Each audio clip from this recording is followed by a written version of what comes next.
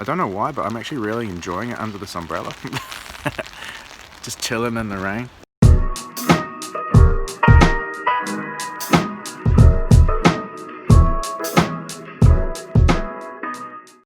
What's up guys, welcome to the video. As you can see, I'm outside in the rain under my umbrella. Why am I doing this? Don't know really. Just thought it'd be a bit something, you know, a bit something different. As promised, this is going to be a mixing video, just some of the things that I do when I'm mixing. Mixing can be like almost like a controversial topic in producing and beat making. So I just want to like preface everything by saying like this is just the way that I do it, and this is just the things that work for me. Because a lot of the time like I'm just using stock plugins and stuff like that, because I guess I sort of just starting my journey and I haven't really invested too much into like better plugins and that. But to be honest, like you don't really need like fancy gear, fancy software, plugins or whatever. It's really just knowing how to use them. But yeah, another thing that I wanted to just touch on is, sorry I'm eating lollies here, is I just want to kind of like send out some support and encouragement to people who are just starting, like, or who don't feel like they have that much time to like do what they want to do. I feel like I'm in that boat a lot of the time. I still got a 1.5-year-old that needs almost constant supervision. So when my partner is at work, he's at home with me, and yeah, everything sort of has to come to a stop. But what I'm trying to say is like, just be grateful for the time that you do have, even if it's just that couple of hours during the day. Like sort of just like plan what you're going to do and really utilize the time that you do have, and don't sort of like judge yourself because you feel like you don't have enough time. Everything is only temporary and things can only get better, I guess. So yeah, I thought what I would do for this mixing thing is actually like try and promote my EP a little bit more, just by going over the mixing that I've done in one of the beats from the EP. Let's get into it. Hello, we're back in the studio. So in my last video I said that I would mix the drums that we made in the last one, but what I thought I'd do this time, as I said just before, I'm just going to go over how I mix one of the beats in my upcoming EP. Haven't named it yet, everything's still in its final stages, but what I'm actually going to do is I'm actually going to finish the final stages today and actually upload it to Distrokid today. I'm just on their basic plan, so I don't think I can actually put out a release date, which is unfortunate. So it's pretty much up to when they roll it out. They say that it doesn't take more than 7 days, so we'll see. So I guess from today, keep an ear out for my EP. Yeah, let's get into mixing.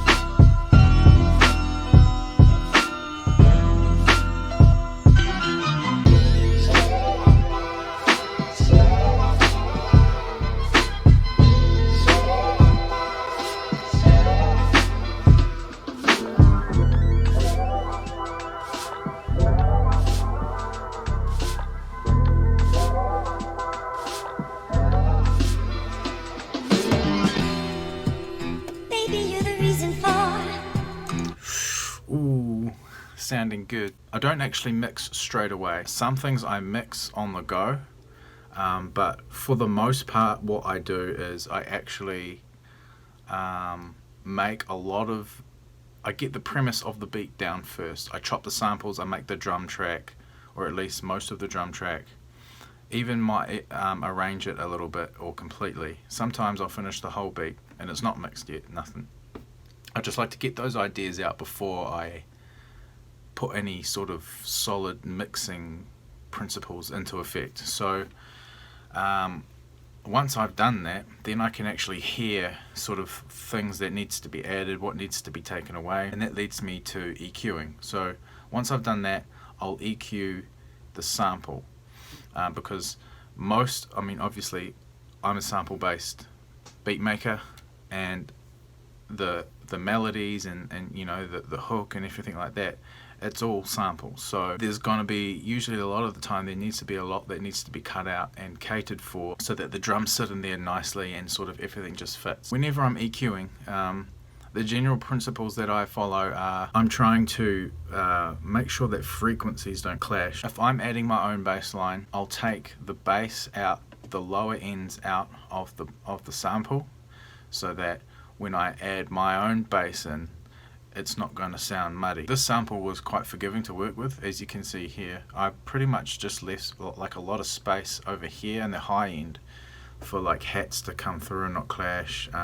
Some like the top end of the snare if needed, and this one's just taken down here because this is where a lot of the vocal frequencies were sitting and they were actually quite loud, so I took them down a little bit. But what I might do is I might just like show you like before and after. Let's take this off.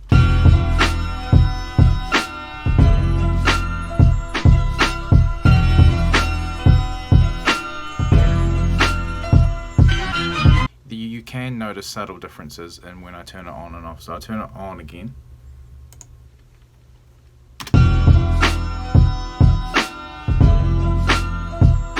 Off.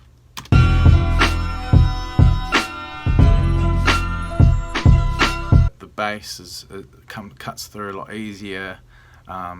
There's higher frequencies and sort of just things that are too loud I've cut down. When I'm mixing snares and stuff, I usually take out some of the top end, and again I take out a lot of the lower end here, just so that any bass doesn't clash with any other bass in the mix. I like to take some of the top end off the snare if needed, because when I'm listening in headphones, it can be a little bit too harsh, like the higher frequencies can sort of hit my ear a little bit too hard. So these hats here, this is in the hook, I've got these hats going, and they're sort of real soft brushy hats that are going in the background. Still, they are mostly in the higher end though, so I've cut out what is not needed in the bass, in the lower ends and the mids and everything. As you can see here, they're resonating around this area. So because like hats and stuff like that are usually in this area, I've left room in the snare for those to come through a bit clearer. And in here, the main hook melody and most other places, a lot of what you're doing is on a what you hear sort of need to basis. So it's not like every tutorial and help video that you're going to watch is going to apply to your particular situation. Most of the time, things are going to have a full spectrum of things. Even the higher end stuff will have a little bit of low end, and it's good to just cut those out just in case there are any frequency clashes. So this is my EQ settings for the open hat that I've got. What I do with open hats usually is sometimes they can be like actually too loud in the higher frequencies, so I chop a little bit off. They also sit like really in front of the mix if they're not sort of like leveled as well and like turned down. So like I actually turn down those so they're kind of just sitting in the background because you can still hear them. Everything doesn't need to sit like right in front of the mix as well. So like as you can like just listen for that that open hat.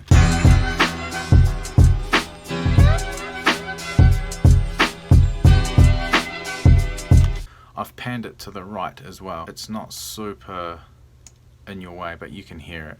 Kick and bass, they always want to be in mono. To turn it to mono, you use this dial here. You make sure that it's all the way to the right and it's purple. So when I'm mixing the bass and the kick, I come over to the bass and I see where the frequencies are mostly lighting up.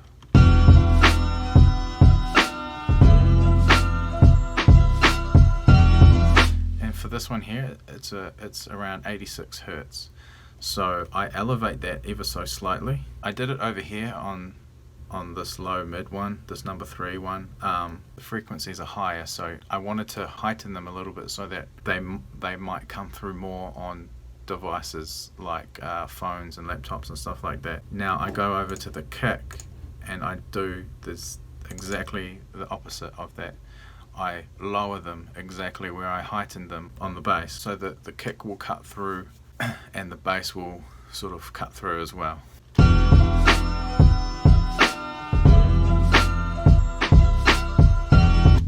So to give the bass more like resonance in the high frequencies, I use Fruity Blood Overdrive, and I turn it up to sort of just wherever I feel at the time in the particular context of what I'm doing. Good thing to remember with this is you want to turn the post gain down kind of equally to how much you are driving this up, otherwise this will be way too loud. So this brings me to soft clipping.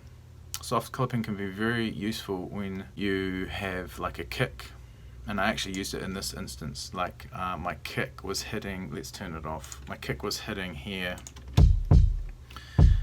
at around 9-10 dB. I needed it to be louder in my mix, so what I did was I noted where it was hitting, and then I set the soft clipper. So what you do is you note where it's hitting on the dB meter over here. The threshold here means that the plugin's going to start working when it hits that certain threshold level, and this post knob is what is going to be in effect after that point. The post just means that it's turning up beyond that point. So this is it with it off, and this is it with it on.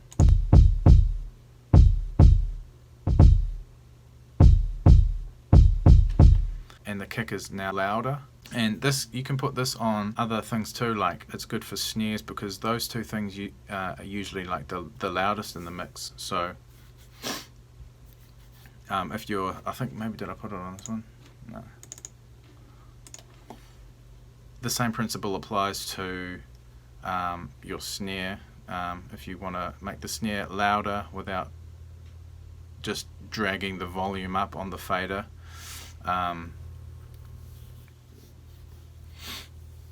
that'd be one way to do it. Also, one thing to note is the order of things that happen. So this signal from here is then sent to your mixer channel. From there, it is run through any plugins that you have, is processed by that plugin, and then is sent to the mixer. So what I would recommend doing is turning things down before they get to the mixer. Don't just go straight to the mixer fader and turn things up and down, because you'll run into clipping issues that way, and things will just sound out of place and muddy and everything like that. Leveling is pretty much what it sounds like. It's tinkering with volumes of things so that they fit in the mix, really. This one you just have to use your ear and sort of get a real feel for, you know, is something too loud, is something too soft. As you can see here, my mixing rack, not everything has been touched, and that's because I've actually used these things over here. As you can see, these have been, I always start with these volumes first, and these are the last ones that I actually use. So as an example of that, again, I'll use my kick and bass as an example. So my bass here, so my bass is sitting at, most of the time, 10, 11,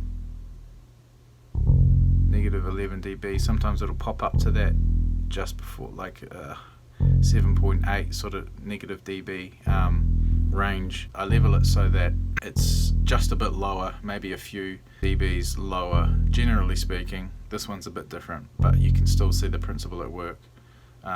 Lower than my kick, so that my kick cuts through as well. So my kick here is at 6, it's at negative 6 dB. Bass was around that 10-11 mark. Generally that's what I'm doing when I'm mixing the kick and the bass. The bass is a few dBs a little bit lower than the kick.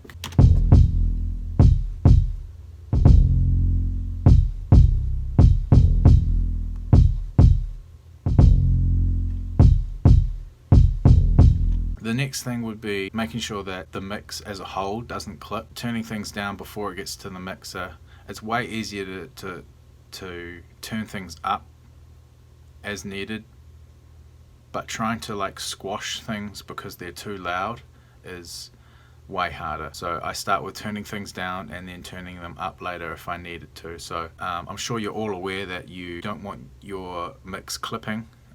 Nothing digitally that you want to do wants to go over 0 dB. So where I like to keep the mix is I like to keep the mix below -3 dB. -3 to -6 dB is sort of where I aim to get it. Generally speaking, you don't want to go higher than 6 or 3, but 3 is okay, but I wouldn't go any more than that. Another thing is compression, like especially in sampling, when like an element of the sample might be too loud, you'd compress the louder bits down to sort of like the same level as you need.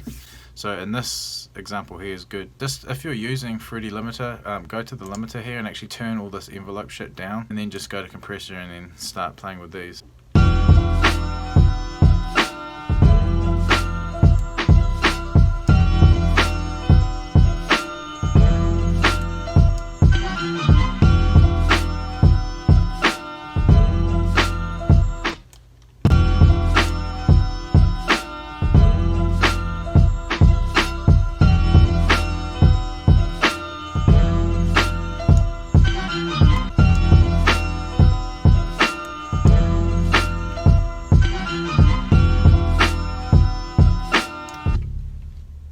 As you can see there, as I turn the threshold down, the threshold tells the limiter when to limit the anything beyond the threshold limit.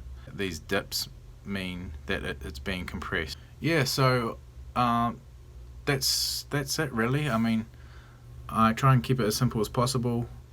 I just use what works for me, and as I said, like mixing can be like a controversial subject in beat making and producing. Like I feel like the things that I do, they work for me, and